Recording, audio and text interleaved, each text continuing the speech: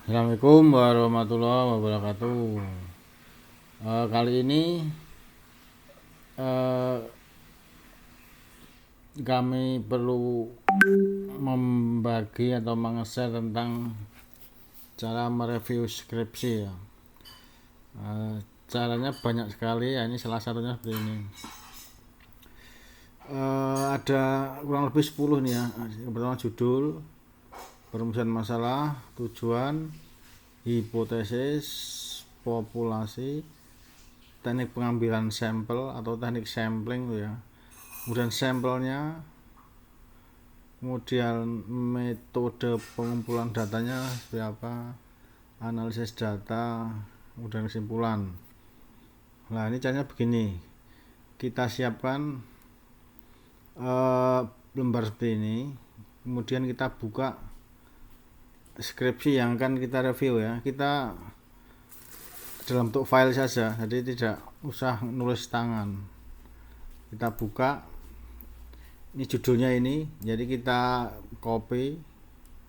Ini judulnya efektivitas penggunaan media pembelajaran e-learning berbasis web terhadap hasil belajar siswa pada mata pelajaran fisika kelas 10 persiapan di SMK Negeri 11 Semarang. Nah ini judulnya kita copy, kemudian kita taruh di sini. Nah ini, nah gini cukup ya. Ini kalau mau tahun ya tahunnya di sini boleh nih. Ini tahun berapa ini? Kita cek aja tahunnya 2015. Nah, jadi di sini kita tulis 2015 begitu, 2015. Kemudian perumusan masalah kita cari di sini ya, kita cari perumusan masalah ada di bab 1 nih ya.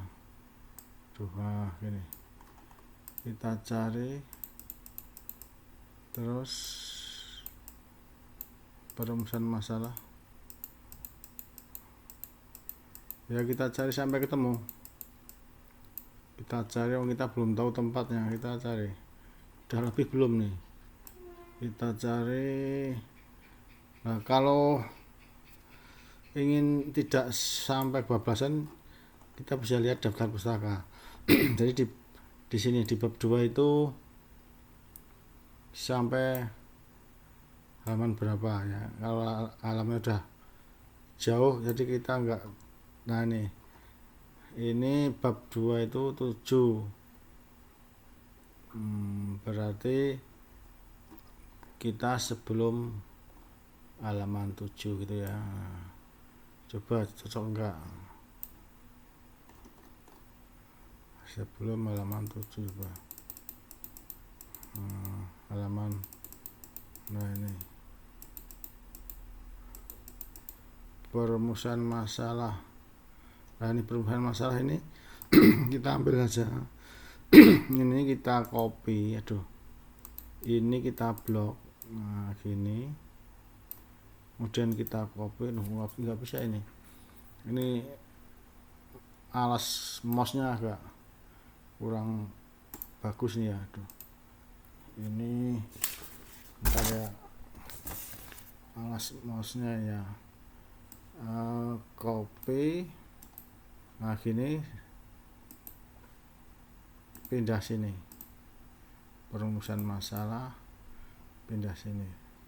Nah gini, ini tadi yang kedua ya, ini bisa dihilangkan saja. Nah, ini 1, ini 2 ya, 1 2 gini ya. Ya begitu. Kemudian tujuan kita lihat tujuannya apa. Nah ini aja nih tujuannya, kita copy, kita taruh sini tujuan. Nah begitu, ini tujuannya kita geser saja, Nah gini, ini kita enter. Nah gini ya. Nah nih tujuan 1-2 kelihatan. Nah, ini bisa untuk belajar nanti untuk membuat tesis skripsi. Kemudian hipotesis itu di bab 2 ya. Akhir bab 2 kayaknya. Coba kita cek saja.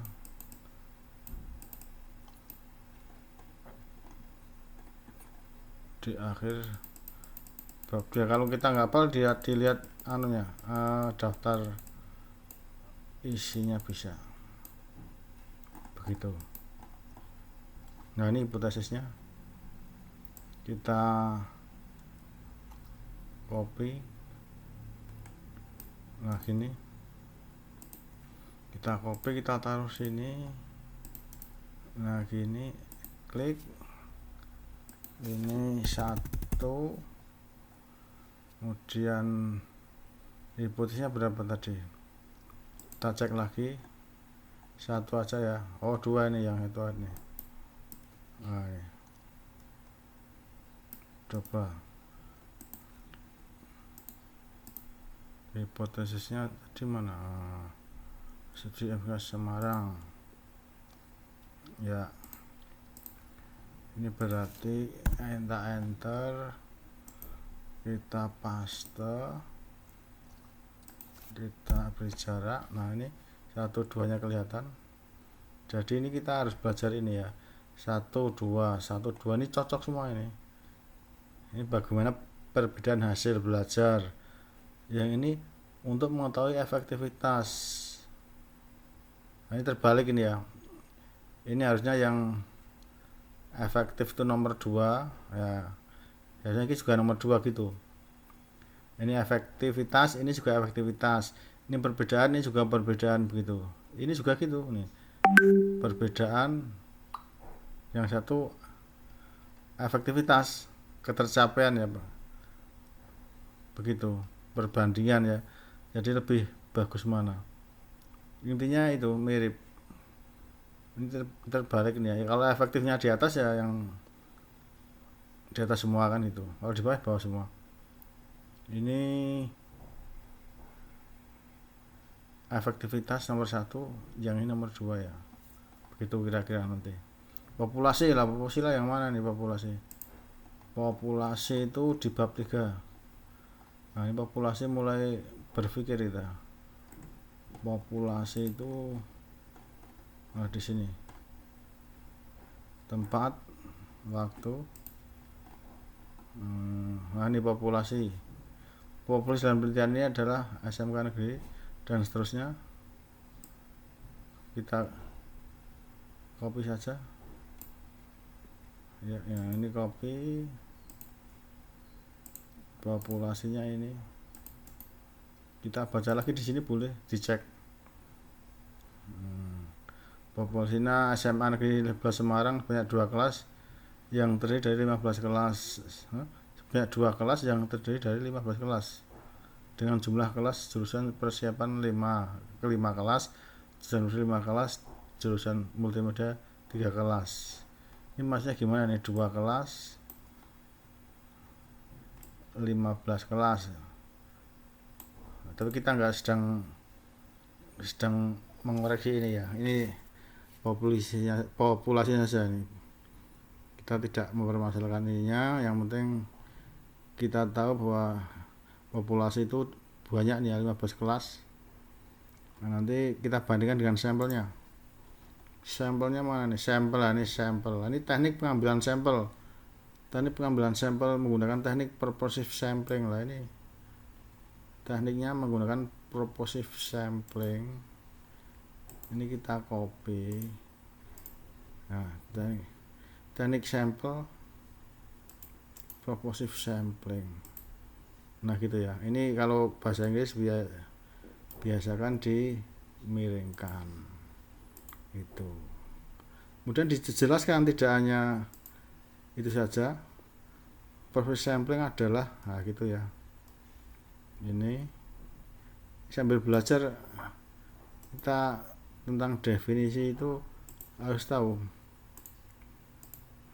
ini di enter lagi. Nah ini definisinya sampai titik. Nah gitu, ini pendapat orang. Ini bisa untuk scripting nanti ini. Nah gini, ini dirapikan begitu, ini diginiin boleh. Nah itu boleh ya, ini mau ditambah kekurangan dan kelebihan boleh begitu.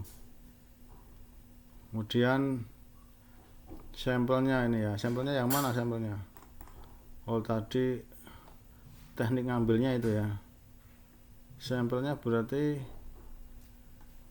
populasi, sampelnya ini. Populasi itu disediakan karakteristik.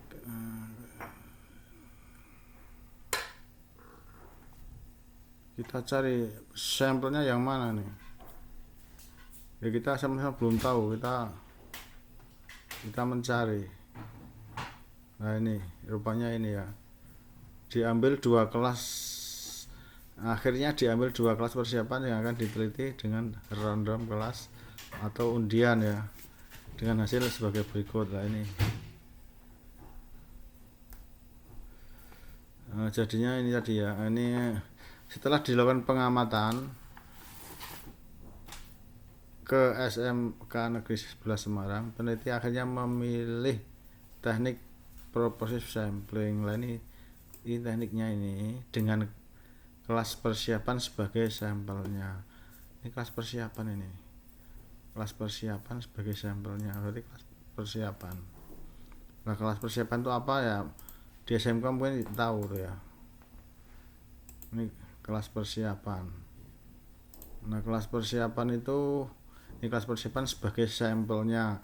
Hal ini dikarenakan siswa kelas persiapan merupakan siswa yang lebih aktif. Ini mau dimasukkan bisa. Nah, alasannya ini alasannya.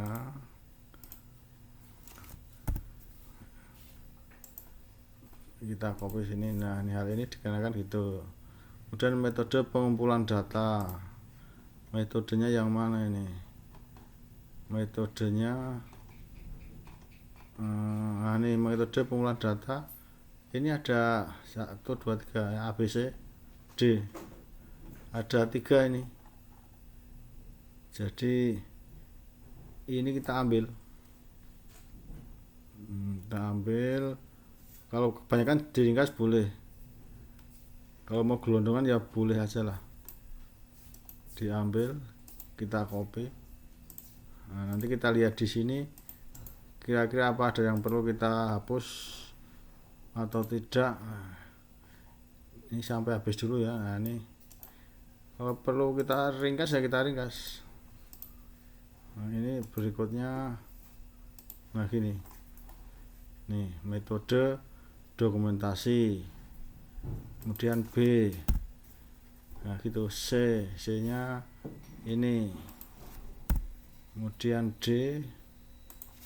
Nah, ini diberi jarak biar kelihatan. Nah, gini ya, biar kelihatan. Nah, gitu. Metode dokumentasi digunakan untuk, nah ini keterangannya nih ya, digunakan untuk memperoleh data tertulis tentang daftar nama siswa ya. Ini kalau mau dihilangin ya boleh, atau mulai dokumentasi, metode observasi. Metode ini kan itu ya, digunakan untuk mengamati dan seterusnya.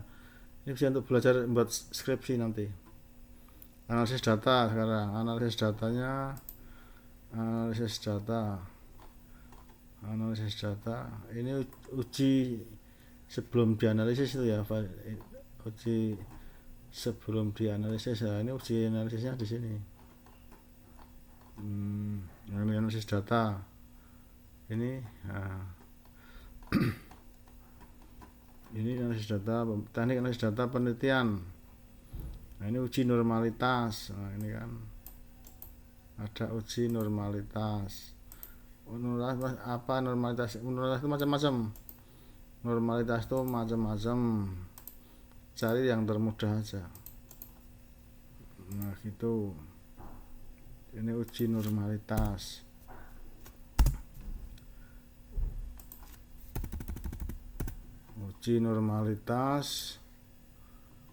Kemudian yang kedua uji persamaan varian. Gitu ya, uji persamaan varian. Ini kemudian ada lagi uji ketuntasan pemahaman konsep, begitu. Jadi nanti punya gambaran apa yang harus kita lakukan, uji apa dalam skripsinya itu. Kemudian yang keempat, ini uji hipotesis ya. Uji hipotesisnya itu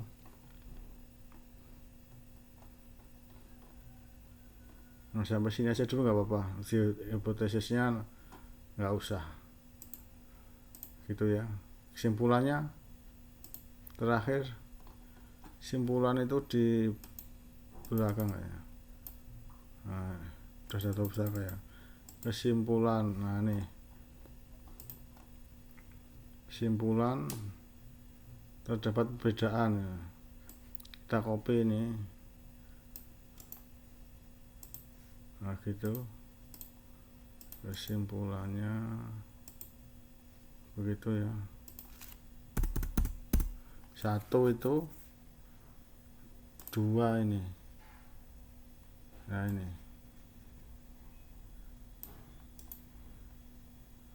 ini dua, kita copy di sini. Nah gini ya. Jadi kalau kita perhatikan, ini kesimpulannya dua. Sejak awal tadi dua semua. Nih, perubahan masalah ada dua, tujuannya dua, hipotesisnya dua, kemudian kesimpulannya juga dua. Jadi kalau mau meneliti dua macam ya hasilnya dua macam, kesimpulannya dua macam, begitu. Nah, mungkin itu dulu ya. Barangkali ada yang mau ditanyakan, silahkan. Assalamualaikum warahmatullahi wabarakatuh.